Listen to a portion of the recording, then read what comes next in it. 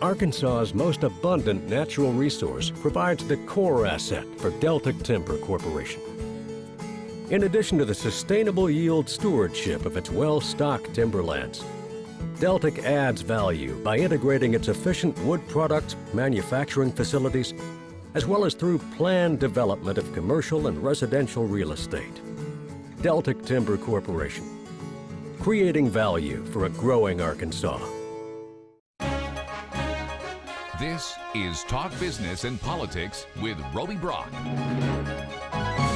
And welcome to the program. I'm your host, Roby Brock. Now, to understand the current fate of Arkansas's private option health insurance plan, you have to realize the many operations that it has survived. Born from conversations in the 2013 regular session, a group of Republican lawmakers worked with Democratic Governor Mike Beebe to take federal Medicaid dollars provided to the state and use them to fund private health insurance exchanges, marketplaces where lower-income workers could shop and receive subsidized health insurance plans. Now, despite arch-conservative opposition, the plan was signed into law and became active on January 1st. But this year's fiscal session called for a renewal of its funding, something that will happen every year going forward. And with the supermajority of votes, 75% in both the House and the Senate needed, that reauthorization has been in jeopardy. A breakthrough in the state Senate earlier this past week, where it passed after Senator Jane English of North Little Rock said she would change her vote in exchange for an overhaul of Arkansas's workforce training efforts. All eyes have now been on the House of Representatives, where 4 votes in week 1 of the session left the private option funding 2 votes shy. House Speaker Davy Carter adopted a new tactic this week, not calling for daily votes, but by week's end still had not secured the commitments to achieve its final passage. Joining me now is Speaker of the House, Davy Carter, Republican from Cabot. First Republican Speaker of the House ever. And you got a little bit of high drama, high stakes here. Welcome to the program. Thanks for being here. Thank you. So let's talk about what has changed this past week. You've been in negotiations. Word has come from various sources that basically maybe we do some sort of limitation on the enrollment period for the private option. Has that gotten you, first of all, is that the gist of what we're going to do, and has it secured the extra votes that you need for passage? Well, to put it in context, you know, that subject matter arose from discussions that I had with several members that stemmed from a letter that I received from 27 of the House Republicans that they'd like to sit down and try to discuss the matter and possibly negotiate some other alternative. But in those discussions, open enrollment did come up. Now, that's very complicated. It doesn't sound like it's complicated on its surface, but that is a complicated issue because it has effects on other things. So, you know, we talked about that last week. We're still talking about it now. And if that's something that is involved in the final resolution of the matter, I can't say for sure right now. But you don't have any commitment to the extra votes that you need to get this thing over the 75% hurdle? As of today, you know, I would say, you know, I'm not going to comment on that because. Well, you got to give me some comment on that. Yeah, I mean, you've been saying yeah. for weeks that you've been confident. 100% confident was one of the things that you said. And I still am. And I guess you know the question, as I understood it, was does it relate to the open enrollment issue? And I can't say 100% sure that will be a part. That may not be the breakthrough to get you guys over the hurdle. Right, Are there other things being discussed that you think might be one of the changes that could be made?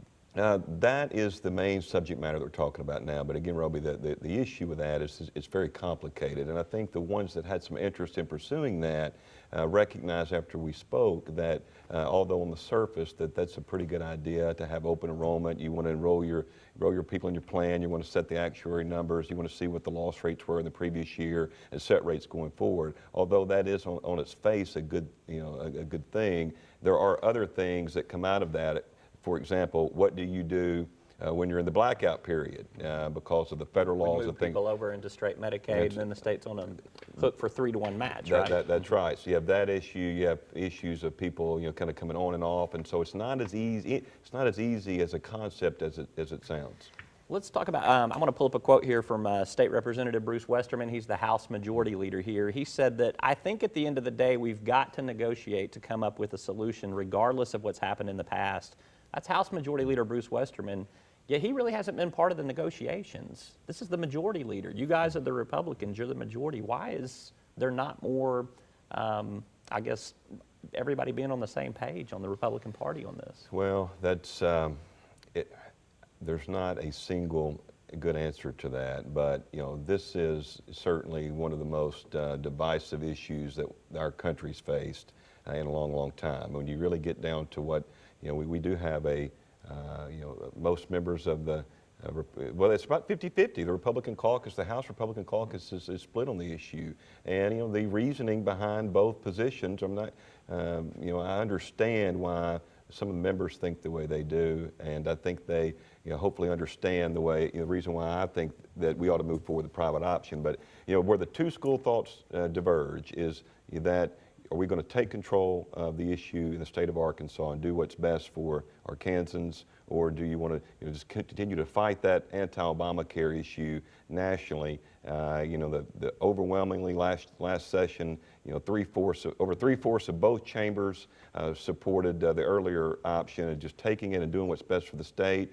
And I would say now, I know it appears that we don't have that there's not a majority support in this chamber, but there are 135 members of the General Assembly, and to date, there are 100 of those 135 sure. You just are don't have the supporting super that. majority of the That's 75% right. in both chambers. It's tall order. So will you allow a vote, if you can't reach an agreement, will you allow a vote without the private option funding in there? Can you say that might be a potential option? That has not been the will of the chamber to do so. There is an amendment, Representative Bruce Cozart has filed, there's an amendment on the House floor now that in effect would require that. Well, the reality is that there aren't 51 members to even approve the amendment, or perhaps even to take it back on second reading. So the will of the chamber hasn't been to do that. Those things should have been done well before we got into this position. And now, I talked about early on, no negotiations, this and that, and I probably could have said that better in hindsight.